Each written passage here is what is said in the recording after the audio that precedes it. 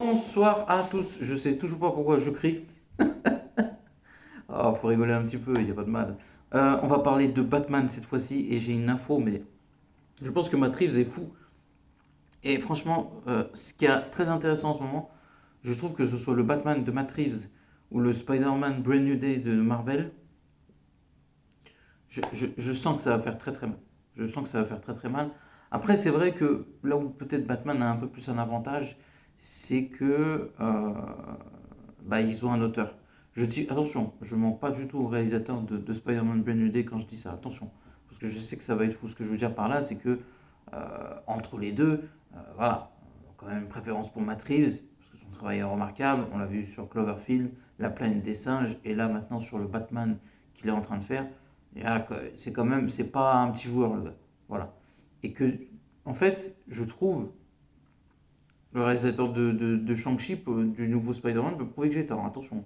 Et je pense qu'il peut. En tout cas, je sais qu'il a les moyens de prouver que j'ai tort. En plus, je n'ai pas dit du mal de lui, je dis juste qu'entre les deux, je préfère Matt Reeves. Quand on y réfléchit, on pense à qui Euh, ben, on prend un Spider-Man et je trouve, à part pour Spider-Verse, ben, voilà, on a eu John Watts, enfin, après Sam Raimi, on a eu Mark Webb, donc tu redescends.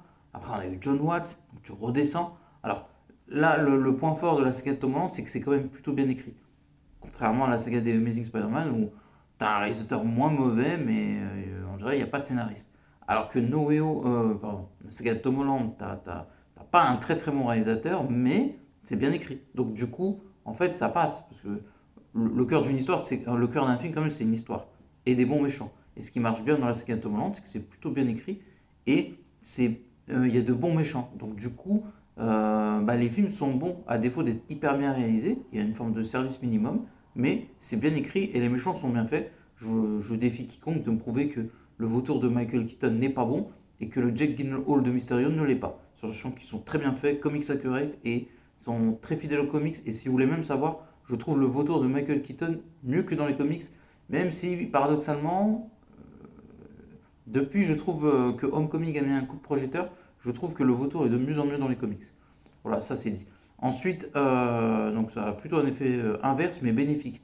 Vous savez, d'habitude, c'est plutôt le film qui met en avant les personnages, je dis pas le contraire. Mais c'est souvent mieux fait dans les comics que dans les films. En comics, c'est un peu l'inverse. Le vautour est mieux fait que dans le comics et il y a une amélioration, je pense, grâce à l'influence de l'interprétation de Michael Keaton. Jake Gyllenhaal, Mysterio, il est plutôt réussi, il est plutôt bien fait. Mais pareil, il y a une forme d'influence aussi, parce qu'on voit que dans Marvel Spider-Man 2, ils ont été très influencés par Far From Home avec Mysterio, et c'est très bien fait. On ne va pas rentrer dans les détails avec No Way Home et compagnie, même s'il y a des références dans le dernier Spider-Man avec l'homme sable et compagnie. Qu'est-ce que je peux dire d'autre? J'essaie de me rappeler, ça ne me revient pas. Bah là, on va parler de Batman, et là, on va parler pourquoi Matt Reeves est cinglé. Parce que non seulement je peux vous confirmer qu'il y a la cour des hiboux, mais apparemment, Scarlett Johansson serait celle qui dirige la cour des hiboux.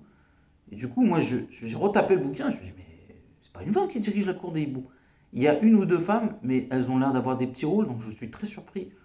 Et j'ai une théorie, elle est complètement folle. Vous savez, il y a une méchante qui a été teasée qui est Angela Beaumont. Voilà. Alors ça se peut, de la liste, c'est aucune des méchantes, hein. On ne sait jamais. Mais j'ai une théorie intéressante, je me dis, Angela Beaumont, qui est un personnage de fou, imaginez que c'est elle qui dirige la cour des hiboux.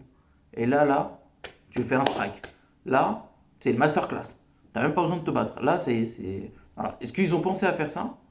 C'est pas impossible. Et s'ils ont fait ça, non seulement c'est des fous malades, des génies, mais ils ont une sacrée paire. Et ce serait une excellente idée en plus. Donc on verra bien. Donc n'oublie pas de commenter, like la vidéo. Et à la prochaine. Ciao.